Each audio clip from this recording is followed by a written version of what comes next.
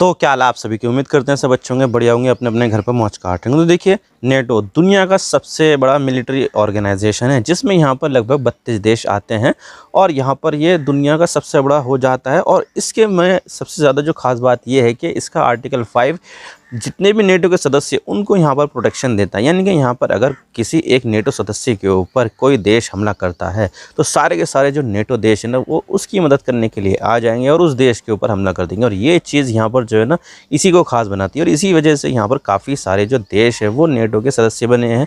Ukraine भी यहाँ पर बनना चाहता था, लेकिन क्या हुआ, उससे पहले रशिया ने इसके ऊपर अटैक कर दिया और अभी तक भी ये जो युद्ध है वो ख़त्म ही नहीं हुआ है। अभी तक भी यहाँ पर ये जो युद्ध है वो चल रहा है, इसको लेकर बातचीत चल रही है, लेकिन कुछ अभी इसका कंक्रीट देखने को मिल ही नहीं रहा है। लेकिन अब यहाँ पर देखने को मिल रहा है कि जो नेटो है, डोनाल्ड ट्रंप के राष्ट्रपति बनने के बाद उसके ऊपर बहुत ज़्यादा खतरा आ गया है। इनफैक्ट यहाँ पर तो इतना भी बोला गया है, जर्मनी के जो अभी चांसलर बनने वाले हैं फ्रेडरिक मर्ज, उन्होंने तो यहाँ पर ये भी कहा है कि जून 2025 तक नेटो बहुत बड़े संकट में आ जाएगा और हो सकता है कि नेटो ख़त्म भी हो जाए। तो क्या है वो संकट, किस तरह की संकट के बारे में बात की जा रही है, आज इसके बारे में पूरी डिटेल के साथ बात करते हैं। क्या यहाँ पर जो नेटो है वो ख़त्म हो जाएगा, आप इसके बारे में क्या सोचते हैं, क्या नेटो ख़त्म हो जाएगा, कमेंट सेक्शन में ज़रूर बता देना। तो चलो वीडियो शुरू कर दो।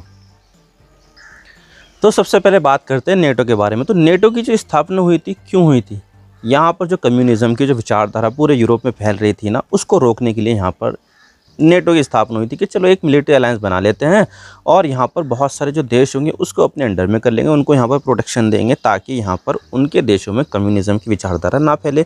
और इसमें काफ़ी ज़्यादा सफल भी हो गए ये, क्योंकि देखा जाए तो यहाँ पर जो नेटो है उसमें यहाँ पर कई सारे देश शामिल हो गए। हालांकि देखा जाए तो सोवियत यूनियन उसने भी अपना वार्सा पैक्ट बना रखा, जिसमें यहाँ पर ईस्टर्न यूरोप के जो देश है वो यहाँ पर उसमें शामिल हो गए थे। लेकिन जब यहाँ पर 1991 में सोवियत संघ का विघटन हुआ तो यहाँ पर वार्सा पैक्ट ख़त्म हो गया, लेकिन नेटो ख़त्म नहीं हुआ। तो नेटो आज तक भी यहाँ पर दुनिया का सबसे बड़ा मिलिट्री अलायंस बना हुआ है और यहाँ पर उसमें जो सबसे ज़्यादा जो कंट्रीब्यूट करता है तो वो करता है यहाँ पर अमेरिका। अमेरिका का जो रक्षा बजट है वो पूरे यूरोप के टोटल रक्षा बजट, यानी कि अमेरिका के अलावा जितने भी यूरोप के बाकी देश है, 28-29 जो देश है नाटो में शामिल है, उन सभी देशों का अगर हम यहाँ पर रक्षा बजट जोड़ भी लेना तो तब भी यहाँ पर अमेरिका के मुकाबले बिल्कुल भी नहीं आता। यानी कि अमेरिका बहुत बड़ा कंट्रीब्यूटर है यहाँ पर नेटो की सुरक्षा के लिए। तो भाई नेटो यहाँ पर बहुत बड़ा जो है ना इस तरह का संगठन बन गया और उसमें भी यहाँ पर जो अमेरिका है वो सबसे ज़्यादा कंट्रीब्यूट करता है। लेकिन अब यहाँ पर अमेरिका की हालत ख़राब है।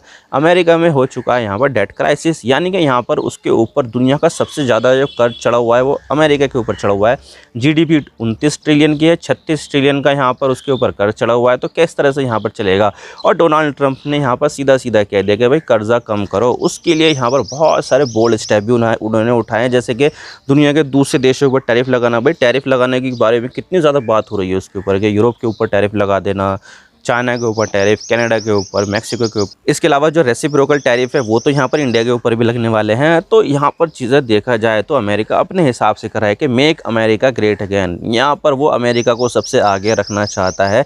यूरोप जाए भाड़ में, कनाडा जाए भाड़ में, मैक्सिको जाए भाड़ में, चाइना जाए भाड़ में, उससे कोई मतलब नहीं। ट्रंप यहाँ पर चाहते हैं कि अमेरिका यहाँ पर सबसे आगे हो जाए। अमेरिका यहाँ पर जो है ना पैसा दूसरे के ऊपर खर्च ना करे और यहाँ पर जो अमेरिका का पैसा है वो अमेरिका में रहे। क्यों हम यहाँ पर फालतू में जो नेटो है उसकी यहाँ पर सुरक्षा का जिम्मा उठा ले, तो भाई ये नहीं चलेगा। और उन्होंने यहाँ पर जो है ना बहुत ज़्यादा ऐसी बातें बोली। और इसके अलावा यहाँ पर जो है ना उनका यहाँ पर ये भी कहना है कि भाई हम यहाँ पर नेटो में सुरक्षा देने को तैयार है अगर यहाँ पर जितने भी नेटो के देश है वो अपनी टोटल जीडीपी का 5% नेटो के ऊपर खर्च करते हैं, मतलब कि उनके ऊपर जो डिफेंस सिक्योरिटी का जो मामला उसके ऊपर खर्च करते हैं तो यहाँ पर जो अमेरिका है वो प्रोटेक्ट करेगा, वरना प्रोटेक्ट नहीं करेगा। अब देखिए यहाँ पर अगर हम नेटो का चार्टर देखें तो उसमें यहाँ पर क्लियर बात लिखी हुई है कि जो भी नेटो के सदस्य देश है वो अपनी जीडीपी का टोटल जीडीपी का 2% नेटो में खर्च करेंगे। लेकिन यहाँ पर कुछ देशों को छोड़कर इतने ज़्यादातर जो देश है वो यहाँ पर अपनी जीडीपी का 2% से नीचे ही खर्च करते हैं, जिसकी वजह से अमेरिका के ऊपर भार बहुत ज़्यादा बढ़ जाता है। और इसकी वजह से जो अमेरिका है वो फ्रस्ट्रेट हो गया, भाई क्या चल रहा है यहाँ पर, क्यों यहाँ पर हम इतना ज़्यादा पैसा खर्च कर कर रहे हैं, नेटो के जो देश है 2% तो खर्च कर ही नहीं रहे, हम यहाँ पर इतना ज़्यादा कर रहे हैं, ये सब नहीं चलेगी। तो उन्होंने यहाँ पर जो है ना इस तरह की बातें बोल दी और अब यहाँ पर 2% से बढ़ाकर सीधा 5% कर दिया। 5% खर्च करो वरना तो हम यहाँ पर निकल जाएंगे, तुम्हारी सुरक्षा गई भाड़ में। तो अब देखिए यहाँ पर चीज़ें बदल रही है और यहाँ पर तो जो जर्मनी के जो नेक्स्ट चांसलर होने वाले हैं फ्रेडरिक मर्ज, उन्होंने तो यहाँ पर ये भी कह दिया है कि अब ये जो नेटो है वो जून में पूरी तरह से बदल जाएगा। उनका यहाँ पर ये इशारा हो सकता है कि जो नेटो है वो काफ़ी हद तक यहाँ पर कमज़ोर हो सकता है या फिर जो अमेरिका है वो उसमें से निकल जाए, तो कुछ भी हो सकता है। तो इसकी वजह से यहाँ पर क्या होगा, अमेरिका अपना जो न्यूक्लियर अम्ब्रेला है वो भी यहाँ पर शायद जो है ना हटा दे। अब देखिए जो रशिया का जो खतरा है वो तो काफ़ी ज़्यादा बड़ा खतरा है। अब देखिए अमेरिका और रशिया के बीच में काफ़ी ज़्यादा दोस्ती हो रही है। अमेरिका चाहता है कि जो रशिया और यूक्रेन के बीच में जो वॉर है वो यहाँ पर ख़त्म हो जाए और उसके लिए यहाँ पर उन्होंने बहुत ज़्यादा जो चीज़ें हैं रशिया के फेवर में वो करनी शुरू कर दी, जैसे कि यूक्रेन को पैसे की मदद बंद कर दी, इसके अलावा इंटेलिजेंस शेयरिंग जो है ना यहाँ पर बंद कर दी और इसके अलावा यहाँ पर हथियारों की मदद बंद कर दी। तो बहुत सारी चीज़ें देखने को मिल रही है यहाँ पर और ये सारी की सारी जो चीज़ें जा रही है फेवर में रशिया के, और रशिया यहाँ पर अपनी जो पावर है वो यहाँ पर मोबिलाइज़ करता जा रहा है। और ये चीज़ देखकर जो यूरोप है वो देश यहाँ पर जो है ना काफ़ी ज़्यादा डर गए होंगे कि यार ये चीज़ क्या हो गई, एक राष्ट्रपति बनने के बाद सारी की सारी जो चीज़ें है वो सारी की सारी पलट गई है। तो भाई हमें अपना जो खुद का जो जुगाड़ है वो यहाँ पर करना पड़ेगा, हम यहाँ पर अमेरिका के ऊपर रिलाई नहीं हो सकते हैं। तो ऐसे में यहाँ पर सवाल आता है कि अगर यहाँ पर अमेरिका नहीं है तो फिर कौन।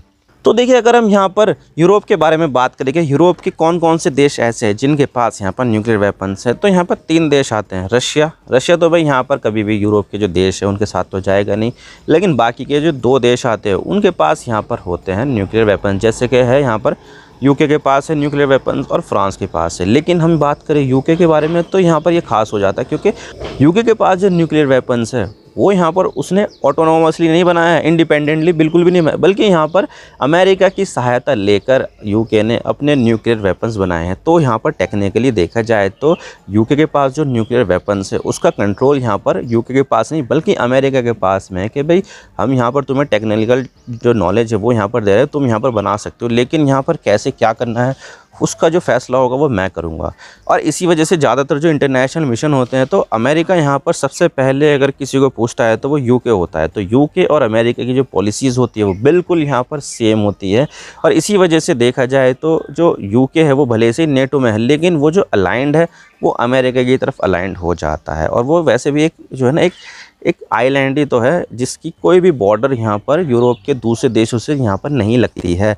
तो देखा जाए तो यहाँ पर रिलेटिवली वो काफ़ी ज़्यादा सेफ भी माना जाता है और उनके ऊपर इन्वेजन का खतरा भी इतना ज़्यादा बड़ा नहीं होता है जितना यहाँ पर जो इन्वेजन का खतरा है वो बाकी यूरोपियन देशों को हो सकता है। तो ऐसे में यहाँ पर जो आता है देश जिसके पास न्यूक्लियर वेपन्स है वो है यहाँ पर फ्रांस ने तो यहाँ पर जो है ना ऑफ़र भी कर दिया है कि हम यहाँ पर जो है ना मतलब अपना जो न्यूक्लियर वेपन्स का जो अम्ब्रेला है उससे यहाँ पर पूरे यूरोप को प्रोटेक्ट करेंगे और इसको लेकर यहाँ पर कंसीडर कर भी रहा है। यहाँ पर बहुत सारी जगह पर यहाँ पर यह आवाज़ भी उठी है कि यहाँ पर अब अमेरिका के बाद अगर कोई सा देश है जो यहाँ पर यूरोप को बचा सकता है तो वो है यहाँ पर फ्रांस के पास यहाँ पर काफ़ी ज़्यादा मतलब कि यहाँ पर देखा जाए तो काफ़ी ज़्यादा जो है ना न्यूक्लियर वेपन्स है और ये उसने खुद बनाया है। इसका जो परीक्षण किया था वो यहाँ पर उसने अल्जीरिया में किया था, हाँ दूसरे देश में कर रहे हैं ये, लेकिन यहाँ पर जो ना जो न्यूक्लियर वेपन्स है वो खुद देश में लेके जा रहे हैं। तो ये चीज़ है, लेकिन फिर भी यहाँ पर फ्रांस के पास न्यूक्लियर वेपन्स हैं और यहाँ पर उसने वो खुद से ही बनाए हैं। लेकिन फ्रांस के पास जो न्यूक्लियर वेपन्स है वो अमेरिका के मुकाबले या रशिया के मुकाबले तो बहुत ज़्यादा कम है। लगभग 300 के आसपास उसके पास न्यूक्लियर वेपन्स होते हैं जो